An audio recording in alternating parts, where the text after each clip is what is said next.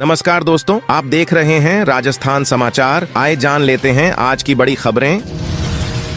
पुरानी सरकार की योजनाओं का क्या होगा? वित्त मंत्री योजनाओं को चालू रखती हैं या बंद करेंगी? राजस्थान के आंतरिक बजट से प्रदेश वासियों को बहुत सी उम्मीदें लगी हुई हैं। प्रदेश में पेट्रोल और डीजल के दाम घटाने की बात को लेकर लंबे समय से प्रयास लगाए जा रहे हैं। इस आंशिक बजट में उप मुख्यमंत्री इसकी घोषणा करती हैं या नहीं, यह देखना प्रदेश की जनता के लिए काफी रोचक होगा। प्रदेश की चिकित्सा व्यवस्था के लिए, प्रदेश की शिक्षा व्यवस्था के लिए और प्रदेश में बिजली की योजनाओं के लिए भी क्या महत्वपूर्ण घोषणाएं उप मुख्यमंत्री दिया कुमारी के द्वारा की जाती है, इस पर सबकी नजरें होंगी।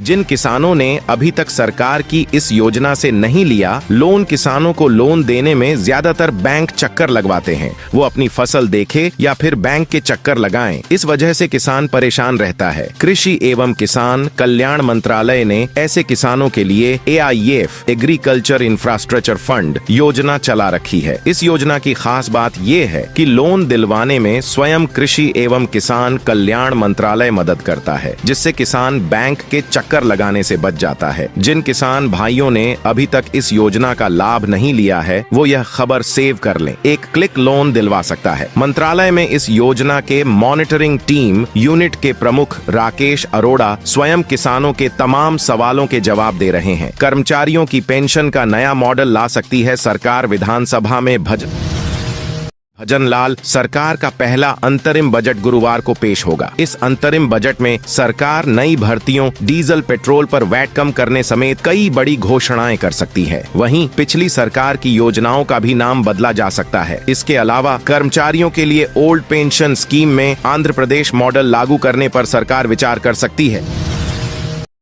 कांग्रेस प्रभारी बोले, नेताओं ने खुद को बड्ढा समझ लिया। प्रदेश कांग्रेस अध्यक्ष गोविंद सिंह डोटासरा लगातार भाजपा सरकार और इसके मंत्रियों पर निशाना साध रहे हैं। झुंझुनू में कार्यकर्ताओं के संवाद कार्यक्रम में मंगलवार रात उन्होंने शिक्षा मंत्री मदन दिलावर पर हमला बोला। उन्होंने कहा, शिक्षा मंत्री ऐसे हैं जो कहते हैं कि कांग्रेस का पाठ्यक्रम बदल देंगे। उन्हें यही नहीं मालूम कि राज्य में NCERT पाठ्यक्रम चलता है जो भारत सरकार के अधीन है। वहीं प्रदेश प्रभारी सुखजिंदर सिंह रंधावा ने कांग्रेसी नेताओं से साफ शब्दों में कहा कि कांग्रेस नेताओं ने खुद को बड्ढा समझ लिया है। हमें कार्यकर्ताओं का सम्मान करना होगा।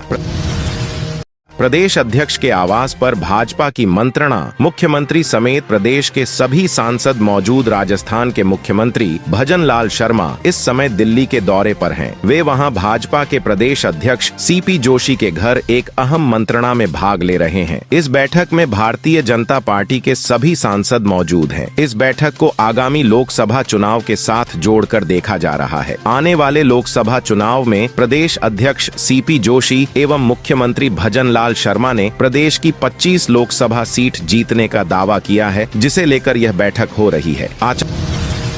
आचार्य धीरेन्द्र शास्त्री भीनमाल में लगाएंगे दरबार। अंतर्राष्ट्रीय कवि डॉक्टर कुमार विश्वास आज चार्टर प्लेन से सिरोही हवाई पट्टी पहुंचे, जहां से वे निजी कार से भीनमाल के लिए रवाना हो गए। विश्वास भीनमाल में नीलकंठ महादेव मंदिर की प्रथम वर्षगांठ पर आयोजित 3 दिवसीय कार्यक्रम में शामिल होंगे। CI कांस्टेबल को पुलिस वालों ने ही हनी ट्रैप में फंसाया। डीग जिले के कुम्हेर थानाधिकारी महेंद्र कुमार राठी और जयपुर जिले के जोबनेर थाने के कांस्टेबल रोहिताश रैगर को हनी ट्रैप में फंसाकर 1 करोड़ DDH से ज्यादा वसूले गए। पटडहताल में सामने आया कि इस पूरे गिरोह में 2 पुलिसकर्मी भी शामिल हैं। कुम्हेर के हेड कांस्टेबल गंगाधर और खोह भरतपुर थाने के कांस्टेबल विनोद कुमार को हिरासत में लिया गया है। इस गिरोह की सरगना महिला है, जिसे मंगलवार को गिरफ्तार किया गया था। पीड़ित पुलिसकर्मियों ने अलवर शहर के अरावली विहार थाने में सोमवार को अलग अलग मुकदमा दर्ज कराया था। राजस्थान सरकार ने 44 IFS अधिकारियों का किया ट्रांसफर। अरिंदम होंगे प्रधान मुख्य वन संरक्षक। राजस्थान में भारतीय वन सेवा के 44 अधिकारियों के तबादले हुए हैं। सूची में अरिंदम तोमर प्रधान मुख्य वन संरक्षक, कार्य आयोजना एवं वन बंदोबस्त जयपुर लगाए गए हैं। शिखा मेहरा को अतिरिक्त प्रधान मुख्य वन संरक्षक FCA जयपुर लगाया गया है। उदय शंकर अतिरिक्त प्रधान मुख्य वन संरक्षक उत्पादन जयपुर लगाए गए हैं। राजेश कुमार गुप्ता अतिरिक्त प्रधान मुख्य वन संरक्षक वन्य जीव जयपुर लगाए गए हैं। भाजपा ने किया लोकसभा चुनाव की तैयारियों का शंखनाद। प्रदेश उपाध्यक्ष नारायण पंचारिया ने पदाधिकारियों को संबोधित करते हुए कहा कि देश के यशस्वी प्रधानमंत्री नरेंद्र मोदी ने भारत को विश्व गुरु बनाने की कल्पना के साथ कहा है कि 2024 का चुनाव आने वाले 1000 वर्षों के लिए मजबूत नींव रखने वाला साबित होगा। अपने जिले में भी लोकसभा चुनाव की इस प्रकार तैयारी करनी है कि भीलवाड़ा देश में सर्वाधिक मतों से जीत वाली लोकसभा सीट बन जाए। राजस्थान में बारिश का दौर जारी। आज भी अलर्ट। पाकिस्तान से राजस्थान के जैसलमेर जोधपुर तक बनी एक ट्रफ लाइन के कारण आज पूरे प्रदेश में बादल छा गए। इससे जैसलमेर, जोधपुर, बीकानेर, नागौर, गंगानगर के इलाकों में सुबह हल्की बारिश हुई। वहीं पाली, अजमेर, भीलवाड़ा के एरिया में भी कहीं कहीं बूंदाबांदी हो सकती है। मौसम विशेषज्ञों का अनुमान है कि इस सिस्टम का असर देर शाम तक खत्म हो जाएगा और आसमान वापस साफ हो जाएगा। मौसम विशेषज्ञों के मुताबिक ट्रफ बनने और पश्चिमी जेट विंड लगातार चलने के कारण मंगलवार देर शाम से बादल बनने शुरू हो गए। राज्य में 2 दिन पहले हुई बारिश के कारण वातावरण में अब भी नमी मौजूद है। इन सभी परिस्थितियों के कारण मौसम में ये बदलाव आया। इस कारण आज सुबह जैसलमेर, जोधपुर के कुछ एरिया में सुबह 4-5 बजे हल्की बूंदाबांदी हुई।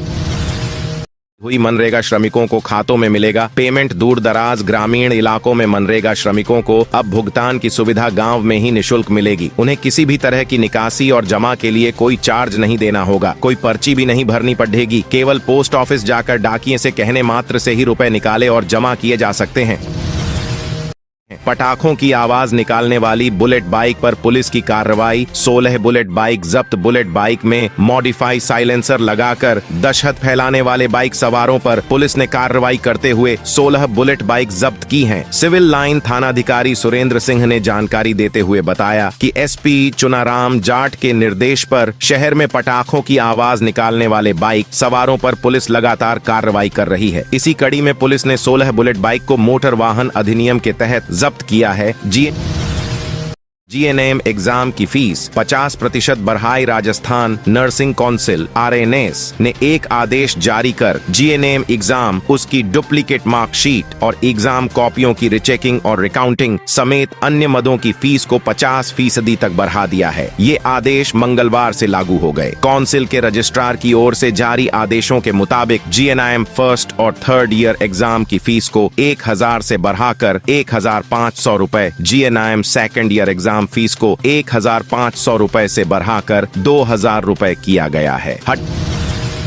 हड़ताल पर उतरेंगे 16 फरवरी को कर्मचारी। पुरानी पेंशन सहित अन्य मांगों को लेकर कलेक्टर को सौंपा ज्ञापन। अखिल राजस्थान राज्य सरकारी कर्मचारी संयुक्त महासंघ की ओर से पुरानी पेंशन सहित अन्य मांगों को लेकर जिला कलेक्टर के नाम ज्ञापन सौंपा गया। 16 फरवरी को हड्डी डेचताल व जिला मुख्यालयों पर प्रदर्शन होगा। इस दौरान चेतावनी दी कि अगर राजस्थान सरकार ने पुरानी पेंशन खत्म करने की हिमाकत की तो देश भर के कर्मचारी DDHको पर उतरेंगे और इसका माकूल जवाब देंगे। आरक्षण संघर्ष समिति और सरकारी कमेटी के बीच वार्ता संपन्न। केंद्र से बात करेगी राज्य सरकार। मंगलवार को जयपुर के विद्युत भवन में राज्य सरकार की कमेटी और भरतपुर धौलपुर आरक्षण संघर्ष समिति ने मिलकर संयुक्त पत्रकार वार्ता की। राज्य सरकार की कमेटी ने कहा कि आने वाले 3 दिनों के भीतर राज्य सरकार केंद्र सरकार से इस संबंध में बात करेगी। राज्य सरकार द्वारा जाटों को केंद्र की ओबीसी में आरक्षण देने के संबंध में रुकावट के बारे में जांच की जाकर सरकार द्वारा भेजी गई तथ्यात्मक रिपोर्ट में यदि कोई संशोधन करना होगा तो वह हम करेंगे।